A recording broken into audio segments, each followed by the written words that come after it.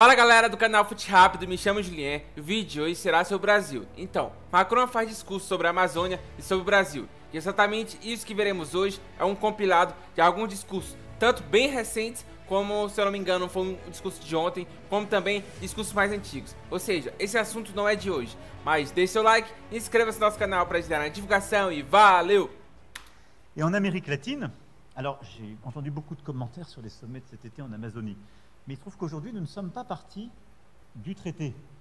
Donc je voulais bien aller être le seul chef d'État européen, être invité à côté d'ambassadeurs européens pour aller expliquer dans une journée d'outreach, comme on dit, comment on finance l'Amazonie. Nous, on est une puissance amazonienne à travers la Guyane.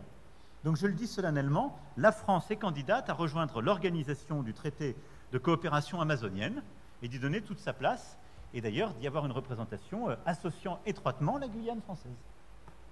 C'est très important, et nous devons jouer notre diplomatie à travers nos territoires ultramarins. Et donc je souhaite vraiment que le Brésil et toutes les puissances de la région puissent accepter notre demande de candidature et nous permettre d'intégrer ce format. Bientôt. Mais on a même fait un lieu, des chefs d'entreprise qui sont venus de toute taille. L'Amazonie, c'est notre bien commun. Nous sommes tous concernés. La France l'est sans doute encore plus que d'autres autour de cette table, puisque nous sommes amazoniens. La Guyane est en Amazonie. Et donc, sur l'Amazonie, nous allons lancer pas simplement un appel, mais une mobilisation de toutes les puissances qui sont là, mais en partenariat avec les pays de l'Amazonie, pour investir. D'abord, pour lutter contre ces feux qui sont en cours et aider le Brésil et tous les autres pays qui sont touchés.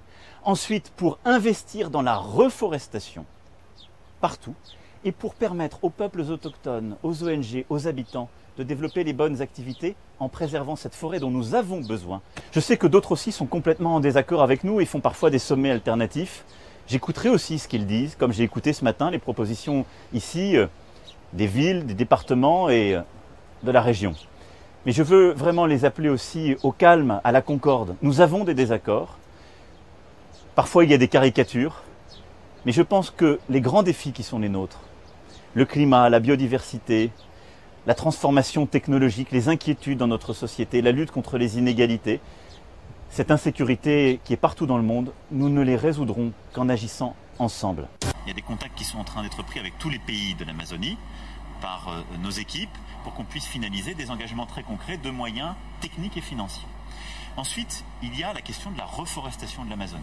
Il y a plusieurs sensibilités qui sont exprimées autour de la table parce que tout ça aussi dépend des pays de l'Amazonie. On sait l'attachement à la souveraineté nationale de ces pays qui est tout à fait légitime. La France, au demeurant, je le rappelle, en fait partie. Nous sommes un des 9 pays amazoniens par la Guyane. Mais il faut être très clair, respectant la souveraineté, on doit avoir un objectif de reforestation.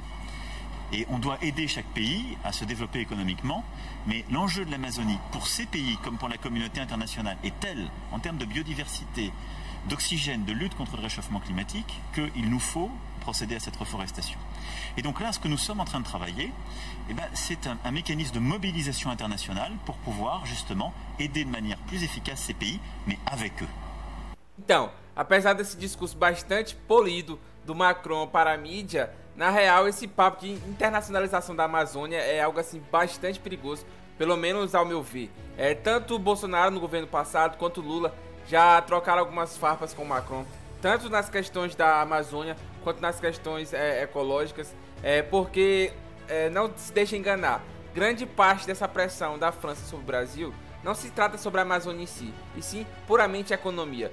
O Macron na França sofre uma pressão bastante forte dos agricultores que acham esse comércio com o Brasil bastante desigual.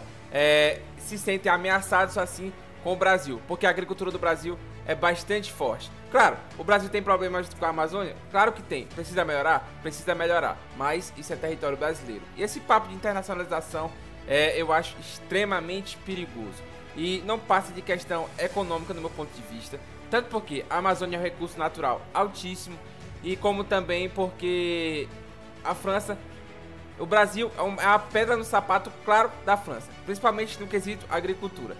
E esse é meu ponto de vista, vocês podem discordar ou colocar o ponto de vista de vocês aqui nos comentários. Mas deixe seu like, inscreva-se no nosso canal para ajudar na divulgação e valeu!